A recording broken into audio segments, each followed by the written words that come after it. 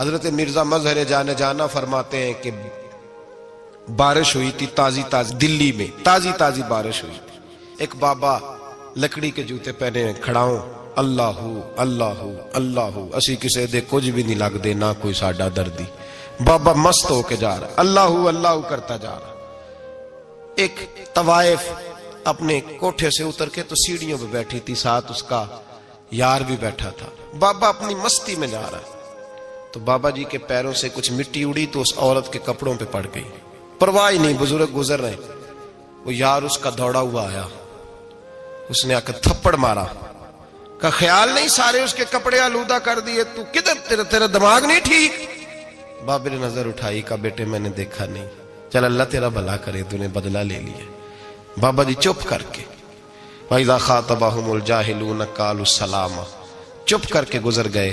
ٹھنڈ کا موسم تھا، بارش تازہ ہوئی تھی، حلوائی دودھ کاڑ رہا تھا. اس نے بٹھایا بابا جی کو پھٹے پہ، پیالہ پکڑا، دوڑ کے آگے بڑھا. بزرگ آ گئے، آئیے بیٹھیے. دودھ کا گرم گرم پیالہ شکر ڈال کے دیا. بابا جی نے دودھ پیا، پھر نظر جھکی، پھر رنگ بدلا. کہنے لگے مالک تو کتنا بے نیاز ہے، کہیں تھپڑ مرواتا ہے، کہیں دودھ پلاتا ہے. تیری بے نیازی ہے نا، ادھر تھپڑ مروایا، یہاں دودھ پلایا، تو ہی جانتا ہے تیرے رنگ کیا ہے. ابھی بابا وہیں بیٹھا تھا، دوڑے آئے پیچھے سے لوگ، شور ہوا. بابے کو دبوچ کے وہاں لے گئے جہاں اس نوجوان نے تھپڑ مارا تھا. کہا تو اللہ کا بندہ ہے، اللہ کے بندے بد دعا تو نہیں دیتے. ہوا کیا؟ کہا تو نے بد دعا دی ہے؟ کہا نہیں دی، بات بتاؤ. کہنے لگے اس نے تجھے تھپڑ مارا ہے، چھت پہ چڑھا ہے، پیر پھسلا ہے، گردن کے بل گرا ہے، منکا ٹوٹ گیا، مر گیا ہے، تو نے بد دعا دی ہے.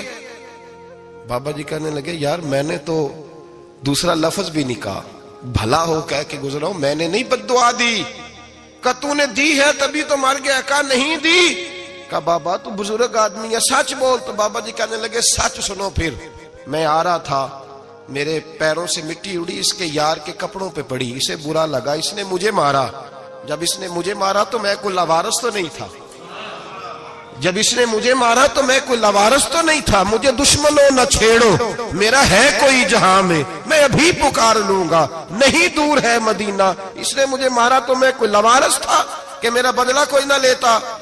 اس نے مجھے مارا ہے تو میرے یار کو برا لگا تو اس نے اسے مار دیا ہے، میری تو غلطی کوئی نہیں. یاروں کا جھگڑا ہے، یہ تو دوستوں کا جھگڑا ہے، یہ تو یاروں کا جھگڑا ہے، کوئی غلطی نہیں میری، کوئی غلطی نہیں. خش جنہ قدر نہیں میرا، اے میرے صاحب نو وڈیاں، میں تے گلیاں دا روڑا کوڑا، میں گلیاں دا روڑا کوڑا. مینوں محل چڑھایا ہے سائیاں، مینوں محل چڑھایا ہے سائیاں. فرمایا اس نے مجھے لاوارث سمجھا تھا کہ تھپڑ مار کے گزر جائے، میرا کو پوچھے گا ہی نہیں. میرے رسول پاک علیہ السلام کے بارے میں رب فرماتا ہے ابھی میں تو تیرے ہوتے ہوئے کافر کو سزا نہیں دیتا کہ تو موجود ہے. یاد رکھیں حضرت فضیل بن عیاض فرماتے ہیں ایک جوان تھا، مسجد میں آیا، لوگوں سے کہنے لگا روٹی کھلاؤ. کسی نے توجہ نہ کی. اس نے کہا میں رب بتانے والا ہوں، میری طرف دیکھو تو صحیح. کسی شخص نے خیال ہی نہ کیا. پھر اس نے کہا یار تھوڑا سوچو. نمازیوں سے کہا، اہل علاقہ سے کہا، انہوں نے کہا تیری طرح کے بڑے درویش دیکھیں. مسجد کے محراب میں وہ رب کریم کا بندہ انتقال کر گیا. جب فوت ہو گیا نا، لوگوں کا مزاج ہے بیمار کو دوائی نہیں دیتے، جنازے پہ وقت پہ پہنچ جاتے. جب کوئی گر رہا ہوتا ہے تو سہارا کوئی نہیں دیتا، جب کوئی گر جاتا ہے ٹانگ ٹوٹ جاتی ہے تو تیمارداری کو زمانہ پہنچ جاتا ہے. اور بزرگ وہ نوجوان اللہ کا نیک بندہ مسجد کے محراب میں فوت ہو گیا. حضرت فضیل ابن عیاض کہتے ہیں امام صاحب نے اعلان کیا چندہ دو، کوئی لاوارث فوت ہو گیا، کفن دینا. چندہ کٹھا ہوا، کفن خریدا، جنازہ پڑا، عشاء کے بعد دفن کر کے آئے. فجر کی نماز کے لیے جب امام اور مؤذن مسجد میں آئے تو چیخیں مارنے لگے، تڑپنے لگے، دور دور تک آوازیں پھیل گئی. دنیا دوڑی آئی، کیا ہوا؟ کہنے لگے وہ جو تم نے کفن پہنایا تھا وہ یہاں پڑا ہوا ہے، اور دیکھو کفن پہ تحریر لکھی ہے. تحریر کیا ہے؟ عرش کے مالک نے فرمایا میرے دوست نے روٹی مانگی تم نے دی نہیں، اس نے تمہیں میرے قریب کرنے کے لیے اپنی طرف توجہ کرائی، تم نے کی نہیں. اور میرا یار تمہارے کفن کا محتاج تھا، سنبھال کے رکھو اپنا کفن، میں نے اسے جنت کا لباس عطا فرما دیا، سنبھال کے رکھو. یہ کوئی لاوارثوں کا ٹولہ ہے؟ یاد رکھیں جو وارث والے ہیں، وارث والے ان کا رنگ اور ہے، جو ماننے والے ہیں ان کا مزاج اور ہے۔ اپنی زندگی لوارثوں کی طرح نہیں گزارے، تھوڑا سا ادھر گیا تھا تو پھر تھوڑا سا ادھر گیا تھا تو تھوڑا سا، یہ کیا بات ہوئی، یہ کیا بات ہوئی؟ اپنے آپ کو، اپنی نسبت کو، اپنے عقیدے کو مضبوط رکھیں۔ 1 انچ کے لیے اعلیٰ حضرت فاضل بریلوی رحمت اللہ علیہ کے مکان کی دیوار گر گئی، ایک کونا مکان کا، آپ جانتے ہیں پرانی دیواریں چھوٹی ہوتی تھی اور بارشوں میں اکثر گھروں کی دیواریں گری ہوئی ہوتی تھی، ایک سائیڈ کی دیوار گر گئی تو اس کونے میں ہندوؤں کا گھر تھا۔ اب مستری صاحب رات کو آئے، ان سے بات ہوئی تو کہنے لگے سویرے کام شروع کروں گا۔ کہا 1-2 صاحب نے کہ ہندوؤں کا گھر ساتھ ہے اور وہ دشمن بھی بڑے زیادہ ہیں، تو رات کو ہی ہو جائے۔ کہنے لگا جی نہیں، میری مجبوری ہے، مزدور کہاں سے لاؤں گا، بڑے معاملات ہیں، سویرے شروع ہوگی۔ اب رات کو مولانا ظفر الدین بہاری علیہ رحمہ کہتے ہیں بچے مدرسے کے، باقی سارے لوگ، سب کو جمع کیا گیا، چونکہ اس طرف سے تھوڑا خطرہ تھا ہندوؤں کی جانب سے۔ کہا جناب یہ بڑے دشمن ہیں اسلام کے، تو اس طرح کرو کہ 2-3 بچوں کی ڈیوٹی لگائیں یا کچھ لوگوں کی یہاں رات کو پہرا دیا جائے، ٹھنڈ بھی بڑی زیادہ تھی، کھڑا ہونا بھی مشکل تھا۔ اعلیٰ حضرت رحمت اللہ علیہ عشاء کی نماز کے بعد جلدی حجرہ خاص میں تشریف لے جاتے تھے۔ اس رات جب دیکھا نا باہر شور ہو رہا ہے تو اسی طرح سر پہ ایک رومال لپیٹا تو باہر آ گئے، کہنے لگے کیا شور ہے؟ کہ حضور سردی ذرا زیادہ ہے تو یہاں کسی کی ڈیوٹی لگانی ہے پہرے کی۔ 2 منٹ خاموش رہے، پھر فرمانے لگے کوئی ضرورت نہیں، جاؤ سو جاؤ سارے جا کے، کوئی ضرورت نہیں، جاؤ اپنے اپنے گھروں کو، کوئی حاجت نہیں، پہنچ جاؤ۔ کہا حضور مہربانی کرے، وہ طے ہونے لگا تھا۔ فرمایا میری وجہ سے کیوں کوئی ساری رات بیدار رہے، جاؤ تمہیں کہا نا آرام کرو۔ لوگ سو گئے۔ صبح فجر کی نماز پڑھ کے اعلیٰ حضرت رحمت اللہ تعالی علیہ جب سیڑھیاں اتر رہے تھے رضا مسجد کی، تو وہ جس ہندو کی جانب سے زیادہ خطرہ تھا وہ سیڑھیوں پہ بیٹھا تھا، مسجد کی سیڑھیوں پہ۔ سب لوگوں کی توجہ ہو گئی، کہنے لگا مولانا میں کلمہ پڑھنے آیا ہوں، مجھے کلمہ پڑھا کے مسلمان کر دیں، میں کلمہ پڑھنے آیا ہوں، مسلمان کریں۔ لوگوں کی توجہ، اعلیٰ فرمانے لگے نہیں ابھی تو انتظار کر، تھوڑی دیر کے اچھی طرح سوچ لے، جذباتی فیصلہ نہ کر کہ تو آ رہا ہے۔ یہ کہہ کے جب 2 سیڑھیاں نیچے اترے اس کے پاس سے تو اس نے پیر تھام لیے، کہنے لگا اب ایسے تو نہ کرو، رونے لگا۔ اعلیٰ حضرت رحمت اللہ نے کلمہ پڑھایا، کچھ باتوں کی نصیحت فرمائی، تشریف لے گئے۔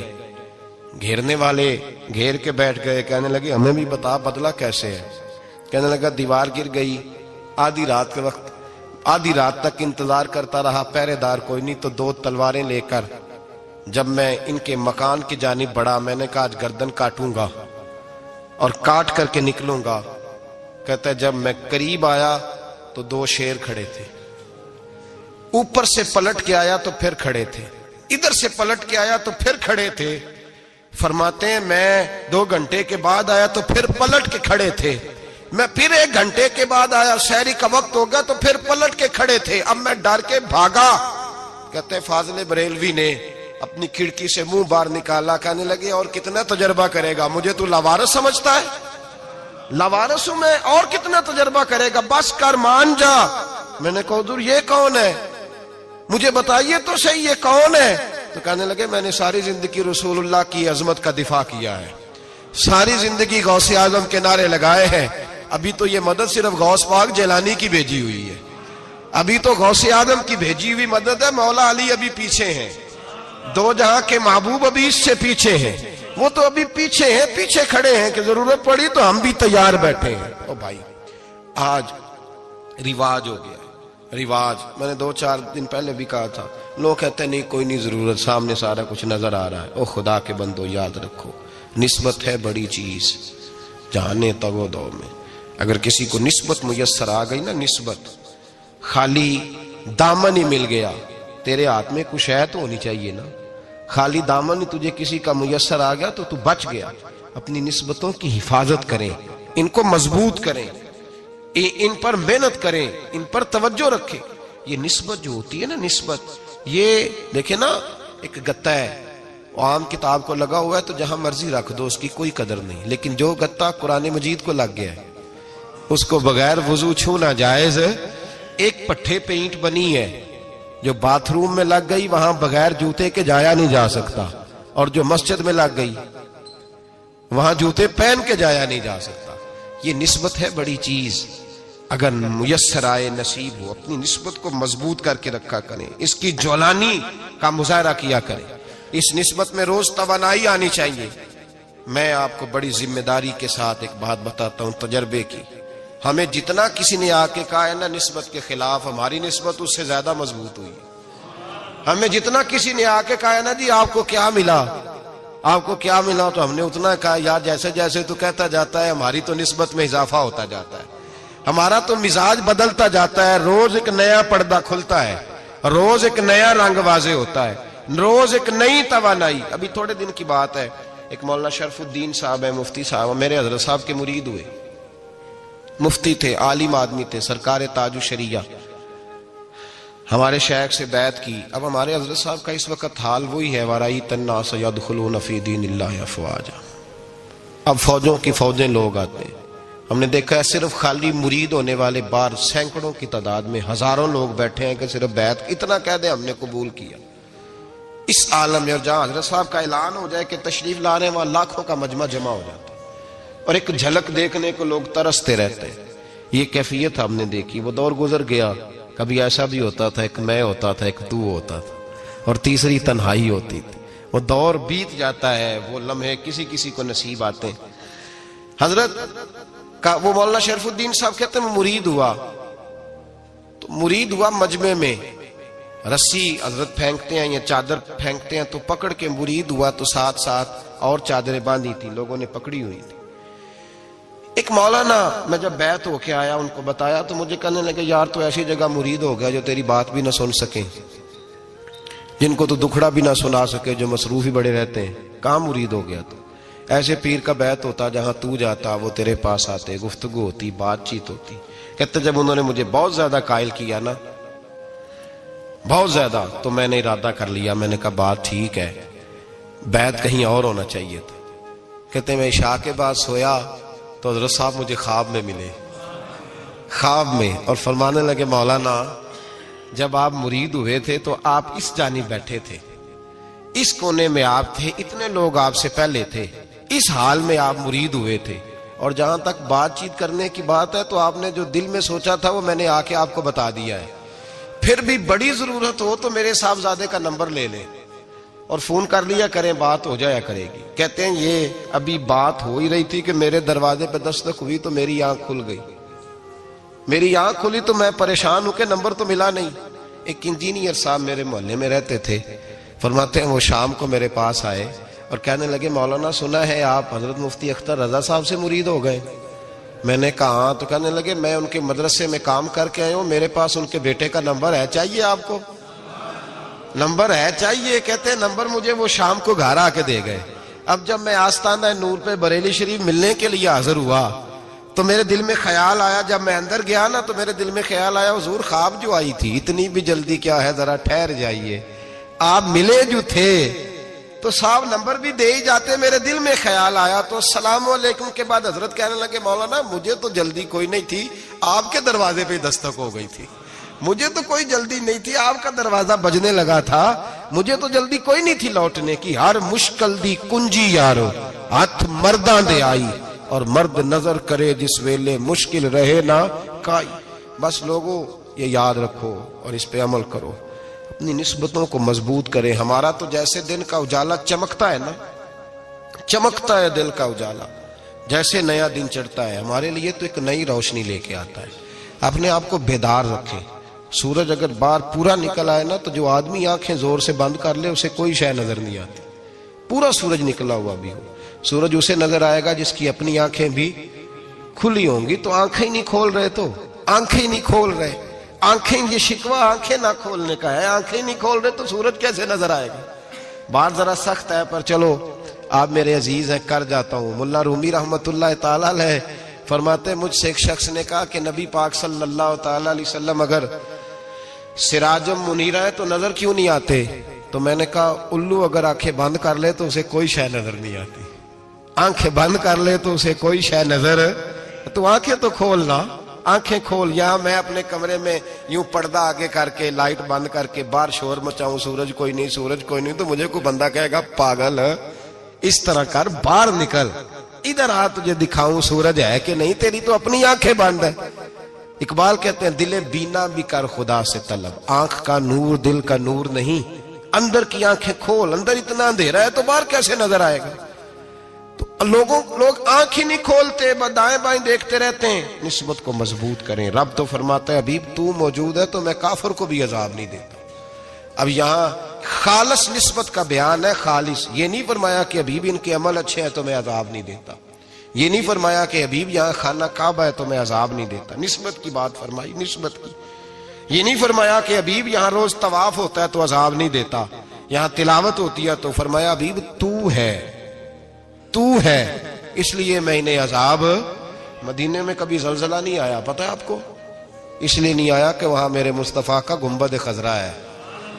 کوئی فصل وہ بیجتے نہیں، کوئی فصل بوتے نہیں، وہ کوئی فصل بھی، لیکن دنیا کی ہر شے آپ کو مدینے میں ملتی ہے۔ جو سب سے اچھا پھل کھانا چاہے اسے مدینے میں جا کے ملتا ہے، اس لیے کہ وہاں گنبد خضرا کی ہریالی موجود ہے۔ دنیا کی ہر نعمت ملتی ہے اس لیے کہ گنبد خضرا جو موجود ہے۔ تو بھائی یہ نسبتوں کی بار ہے، نسبتوں کی۔ پرانی امتوں میں جب کوئی گناہ کرتا تھا تو دروازے پہ لکھا ہوتا تھا سویرے، میرے حبیب نے دعا فرمائی مولا یہ میرے ہیں انہیں رسوا نہ کرنا، اے اللہ میرے ہیں انہیں رسوا نہ کرنا۔ تو میرے بھائی سن لو اور یاد رکھ لو، لاکھوں پاپ بھی لوگ کر کے آئیں، سویرے منہ دھو کے نکل آئیں تو عرش کا مالک رسوا نہیں کرتا، بلکہ کہتا ہے تو میرے دامن میں چھپ جا، اندر جا کے جہاں گناہ کیا ہے وہاں جا کے دل سے سچی توبہ کر لے، میں قیامت میں بھی کسی کو نہیں بتاؤں گا کہ تو نے گناہ کیا ہے۔ تو برکت کس کی ہے؟ رسول پاک کی۔ یہ برکت کس کی ہے؟ حبیب دو عالم کی صلی اللہ۔ غلامی کا رشتہ مضبوط کریں، غلامی کا وارث والے بنے، لوارث نہ بنے۔ لوارثوں جیسی زندگی نہ گزارے، جہاں مرضی چلے گئے، جہاں مرضی چھٹیاں کار ہے، جتنے مرضی ٹائم بتائے، جو مرضی طبیعت میں آیا کرتے پھرے، پتہ ہی کوئی نہیں، حال ہی کوئی نہیں، یہ کوئی کیفیت نہیں ہے کوئی بھی۔ مجھے ایک صاحب کہنے لگے کہ ایک پیر بھائی پوچھ رہا تھا حضرت صاحب کا حال کیا ہے، میں نے آج کے بعد اس نے تجھ سے پوچھا تو بالکل نہ بتانا۔ وہ کیسا بیٹا ہے، وہ کیسا بیٹا ہے جو پڑوسیوں سے دائیں بائیں لوگوں سے حال پوچھتا ہے، اسے پتہ ہی نہیں، اسے خبر ہی نہیں، اسے تو لمحے لمحے کی خبر ہونی چاہیے، اسے تو منٹ کا پتہ ہونا چاہیے تھا۔ وہ اس نے کس طرح کی نسبت رکھی ہوئی ہے جس کو ہم سایوں سے پوچھنے پڑتا ہے ذرا پتہ کر کے بتانا حال کیا ہے۔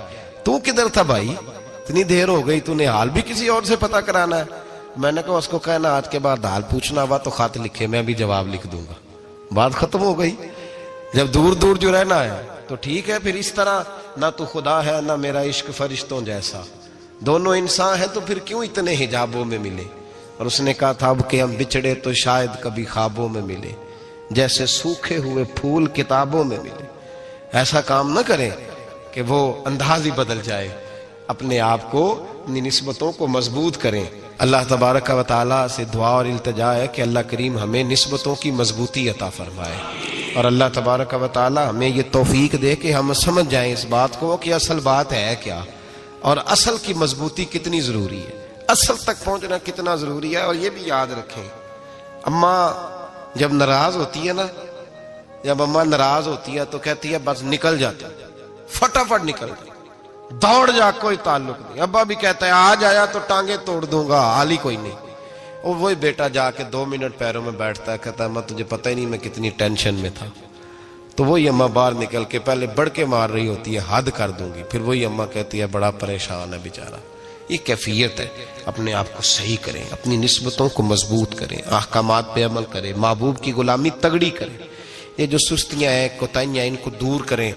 زندگی کا لطف آتا ہی تب ہے جب آپ پورے طور پر اپنے آپ کو چاق و چوبند کرتے ہیں۔ اگر تھوڑا کر لیا، تھوڑا چھوڑ دیا، 1 پڑھ لی، 3 رہ گئیں، 3 پڑھ لی، 2 رہ گئیں، یہ لطف نہیں ہے، یہ ذائقہ نہیں ہے۔ اپنے آپ کو مضبوط کریں اور پورا مضبوط کریں، پوری اپنے اندر جو ہے وہ جولانی نسبت کی پیدا کریں۔